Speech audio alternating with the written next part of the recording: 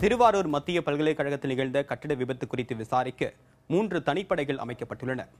இது தொடர்பாக பணியாளர் ஒப்பந்ததாரர் ஒருவர் மீதும் பொறியாளர்கள் 3 பேர் மீதும் வழக்கு பதிவு செய்யப்பட்டு அவர்கள் கைது செய்யப்பட்டுள்ளனர். திருவாரூர் மத்திய பல்கலைக்கழகத்தில் 3 அடுக்கு கட்டடம் கட்டும் பணி நடைபெற்று வந்தது. இதில் 3வது தளத்தில் 20க்கும் மேற்பட்டோரும் கீழ்த்தளங்களில் 20க்கும் மேற்பட்டோரும் பணிபுரித்துக் கொண்டிருந்தனர். அப்போது 3வது தளத்தில் இருந்த 2 தூண்கள் இடிந்து விழுந்தன. இதனால் கீழ்த்தளங்களில் பணிபுரிந்து கொண்டிருந்த 5 தொழிலாளர்கள் கட்டட இடிபாடுகளில் சிக்கி உயிரிழந்தனர். உயிரிழந்தவர்கள் தமிழகம், ஒடிசா, ஆந்திர மாநிலத்தை சேர்ந்தவர்கள் ஆவர். 16 பேர் காயமடைந்தனர். அவர்களில் 6 பேரது நிலைமை கவலைக்கிடமாக உள்ளது. காயமடைந்தவர்கள் திருவாரூர் அரசு மருத்துவமனையில் அனுமதிக்கப்பட்டுள்ளனர். 3வது தளத்தில் தூண்கள் கட்டப்பட்டு அவை வலுப்படுவதற்கான கால அவகாசம் கொடுக்காமல் பணியை உடனடியாக தொடர்ந்ததாலேயே விபத்து நிகழ்ந்ததாக கூறப்படுகிறது.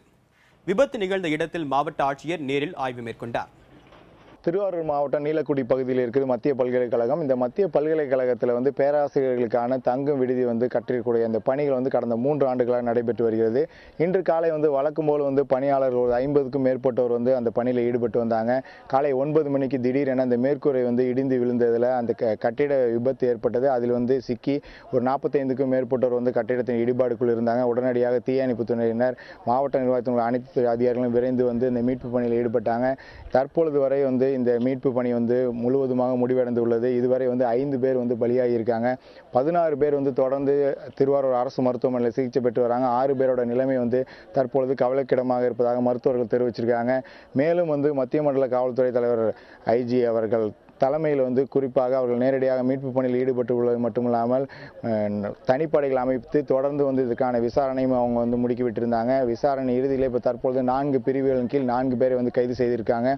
தொடர்ந்து இந்த விசாரணை நடைபெற்று வருகிறது. மாவட்ட ஆட்சித்தலைவர் மதிவாணன் அவர்கள் இந்த பகுதியை தடை செய்யப்பட்ட பகுதியாக அறிவித்து தொடர்ந்து கட்டிட பணிகள் எதுவும் நடைபெறக்கூடாது என்பதற்காக சீல் வைக்கப்பட்டுள்ளது.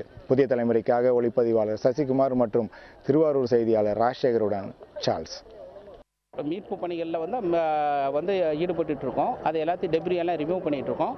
இப்போ அந்த இன்ஜர்ட் பர்சன்ஸுக்கு நம்ம ட்ரீட்மெண்ட் பண்ணிட்டு இருக்கோம். திருவாரூர் மெடிக்கல் காலேஜில் ட்ரீட்மெண்ட் பண்ணிட்டு இருக்கோம். அதில் சிவியராக இருக்கிறவங்களை தஞ்சாவூர் மெடிக்கல் காலேஜுக்கு அது டிசைட் பண்ணிட்டு இருக்கோம். இந்த சென்ட்ரல் பிடபிள்யூ காரங்களை எல்லாத்தையும் வர சொல்லியிருக்கேன். அவங்க so far they have not come.